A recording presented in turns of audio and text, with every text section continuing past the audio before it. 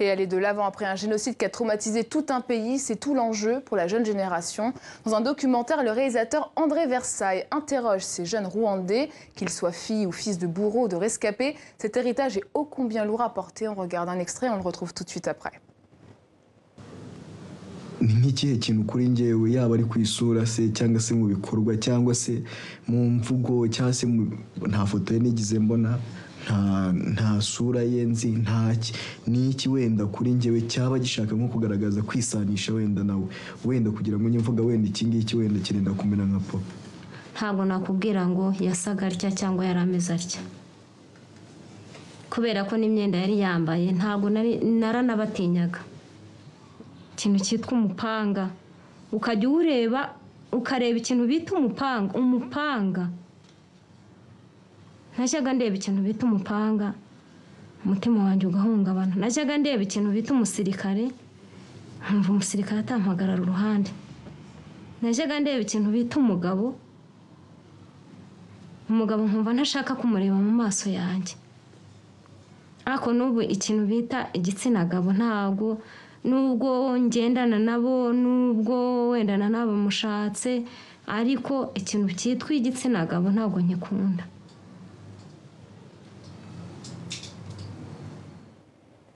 C'était un extrait de votre documentaire André Versailles, Rwanda, le génocide en héritage. Merci d'avoir accepté notre invitation. Alors aujourd'hui au Rwanda, n'importe quel enfant grandit avec cet héritage du génocide. Sur quel constat vous êtes parti avant de recueillir la parole de ces jeunes ? Merci de m'avoir invité. Écoutez, j'avais fait un premier film il y a 5 ans qui s'appelait Rwanda, la vie après, les mères parlent. Parce que ce n'était pas un film sur le génocide lui-même, mais sur la douleur post-génocidaire. Et dans ce film, il y avait une séquence où il y avait un jeune qui parlait, issu du viol. Et ce qu'il disait m'avait énormément frappé. C'est une séquence très poignante, très émouvante. Et je me suis dit que je voudrais revenir pour parler avec ces jeunes. C'est ça qui a été le déclencheur. Et voilà, 5 ans après, pourquoi j'ai fait ce film. Alors, ces jeunes que vous avez interrogés ont entre 16 et 25 ans. À quel moment ils ont choisi de briser le silence autour du génocide ? Écoutez, vous savez, quand on recueille des témoignages, il y a une chose qui est essentielle, c'est d'avoir la confiance des personnes. Vous ne pouvez pas venir avec un micro en disant « et alors ?» Donc il y a un climat instauré. Ce climat avait été instauré avec les maires. Et c'était formidable, parce que moi, on m'avait dit que je n'avais aucune chance, parce que 1, j'étais un homme, 2, j'étais un blanc, 3, je venais quand même du pays qui les avait colonisés. C'est quand même un peu compliqué. Et pourtant, ça s'est passé. C'est ce que Pascal appelle une grâce. Voilà, ça s'est passé. Ces femmes, non seulement elles ont parlé, mais c'était des témoignages qui duraient plus d'1 heure. Et donc après, c'était des enfants de ces femmes aussi. Et quand je les ai rencontrées, donc dans un voyage suivant, je me suis rendu compte qu'il était possible de leur demander, de parler, de voir ce qu'eux pensaient. Pourquoi ils veulent briser le silence ? Pardon ? Pourquoi ils veulent briser le silence ? Écoutez, c'est très étouffant. Comment ils sont arrivés à ce cheminement ? Oui. Alors, écoutez, ce qui se passe, c'est que le mot d'ordre au Rwanda, c'est la réconciliation. Si on est méchant, on dit c'est la réconciliation à marche forcée, mais c'est la seule solution, évidemment. Heureusement qu'ils pensent à ça. Je veux dire. Et ça marche plutôt bien, plutôt bien. C'est une génération de transition. C'est-à-dire que c'est la première génération et il y a d'ailleurs des enfants de génocidaires et des enfants de victimes qui s'entendent. Donc il y a des choses qui peuvent se passer et qui se passent quand même. Mais il y a le silence des parents. Donc le titre, l'héritage, c'est au sens propre. C'est pas de façon générale. C'est-à-dire la difficulté de pouvoir dialoguer avec les parents. Donc je me suis rendu compte que quand on fait quelque chose, c'est toujours pour soi. C'est évident d'abord. Mais quand on se rend compte que ce qu'on fait pour soi a un intérêt pour d'autres personnes, c'est formidable. Et je me suis rendu compte qu'il y avait vraisemblablement aussi une envie de pouvoir témoigner, une envie. Et le film a été justement la possibilité, puisque quelqu'un les interrogeait, de dire ce qu'ils avaient envie de dire.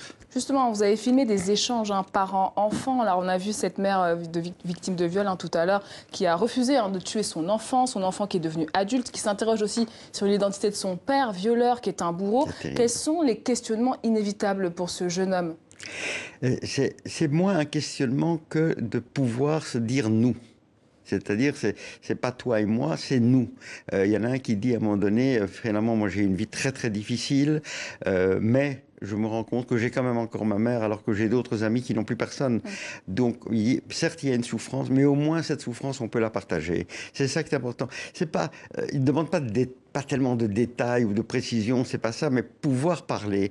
Alors, moi, je comptais interroger des jeunes uniquement, mais je me suis dit, quand même, ce serait formidable de pouvoir demander à un jeune que lui interroge son père ou sa mère. Et ça a été très difficile à obtenir parce que, évidemment, il ne voulait pas de confrontation et moi non plus. Ce n'était pas des règlements de compte, mais j'avais dit notamment à une jeune que l'on voit dans le film, je lui ai dit, tu sais, tu connais rien de ta préhistoire. Maintenant, le génocide, ça fait 25 ans. Ton père a été génocidaire, il a fait de la prison, il s'est réhabilité, il est devenu le président d'une commission de réconciliation.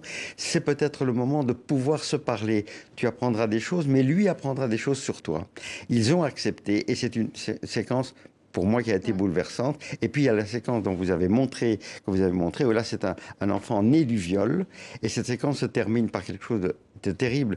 Il dit à sa mère, étant donné que son père était un énorme génocidaire, c'est épouvantable, on ne sait pas ce qu'il est devenu, il a dit, est-ce que tu crois que je pourrais devenir quelqu'un de bien ? Et ça, c'est terrible. Je veux dire, et le film se termine là-dessus parce que c'est cette interrogation-là. C'est pas quelque chose de rationnel. C'est quelque chose, cette espèce de besoin. Je me suis rendu compte que ces deux dialogues qu'il était difficile d'obtenir, finalement, eux-mêmes, c'est le monde à l'envers, qui m'ont remercié. Je veux dire, qui ont dit. Je me suis rendu compte que ça peut être une partie dans la résilience, dans la réconciliation. Merci. Merci beaucoup André Versailles, merci d'être venu sur notre plateau. Votre documentaire Rwanda, le génocide en héritage, est à découvrir sur les plateformes internet. Oui, non, et puis il va sortir sur la chaîne parlementaire le 9 et la veille, le 8 avril, ce sera sur la RTBF, la chaîne belge. Beaucoup.